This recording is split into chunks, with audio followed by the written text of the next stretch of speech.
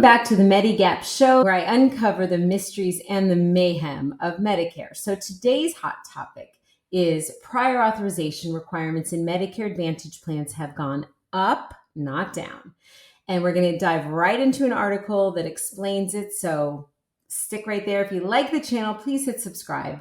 I try to post as much information as possible. And if you happen to like the video, please hit the like button. So let's get right into this article. Prior authorization requirements in Medicare Advantage have gone up, not down. Surveyed medical groups reveal burdens have increased in the past 12 months, resulting in delays or denials for necessary care.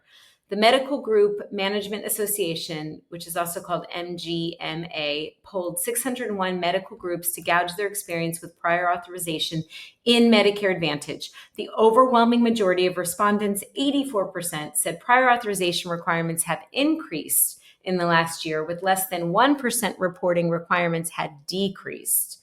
Practices also said the requirements are negatively affecting patients' access to care, provider costs, and practice workflows.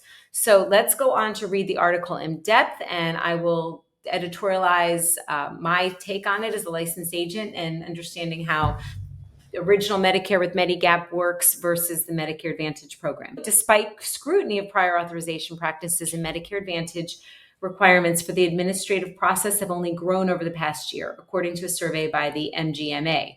With Medicare Advantage continuing to experience a significant rise in enrollment, MGMA surveyed 601 medical groups to better understand the impact of prior authorization in the program. More than 4 out of 5 respondents, that's 84%, said prior authorization requirements for MA have increased in the past 12 months, when with less than 1% reporting requirements had decreased.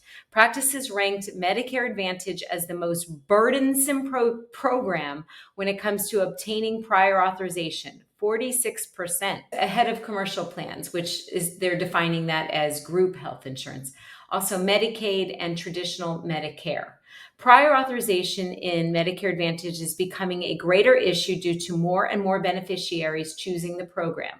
The survey found that 58% of practices saw 15% or more of patients either switch from traditional Medicare to Medicare Advantage or between Medicare Advantage plans, while 84% of respondents said they had to reauthorize existing Medicare covered services for those Medicare enrollees who've switched plans.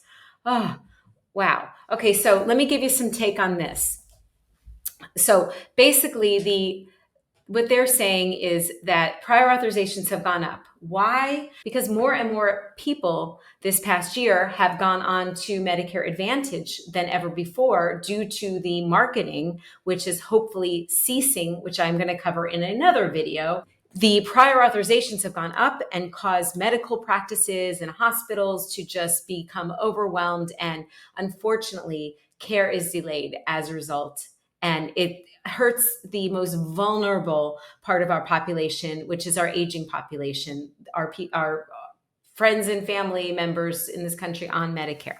So let me just continue. With half of all Medicare beneficiaries enrolled in private Medicare Advantage plan, prior authorization reform has taken on new urgency of government affairs at MGMA, said in a statement. Medical groups now identify prior authorization in the Medicare Advantage program as more burdensome than commercial insurance and Medicaid. More needs to be done to protect beneficiaries. Prior authorization requirements are having unintended consequences such as delaying and denying necessary care, increasing practice costs, and disrupting provider workflows. Nearly all medical groups surveyed, 97%, said their patients experienced delays or denials for necessary care due to the administrative process, with requirements varying widely across payers. More than 9 in 10, that's 91%, agreed that a single standard electronic prior authorization system across all insurers would alleviate the burden on their practice, while just 7% said Medicare Advantage plans they're contracted with offer a gold carding program. So what does all that mean? It means that 97% of this group said their patients experienced delays and denials due to the administrative process, and they're requesting that there become a streamlined prior authorization process for Medicare Advantage plans, which would make complete sense. It would have to be approved by the Center for Medicare and Medicaid, which is Medicare and our federal government, if they were to streamline a prior authorization method so that all these different carriers couldn't just randomly or based on their own financials determine what's medically necessary for the patient and delay care. So let's just skip down here to CMS's final rule. That's, again, the Center for Medicare and Medicaid aims to tackle these issues by streamlining prior authorization, including requiring approvals to remain valid for as long as medically necessary and offering coordinated care plan protection for patients.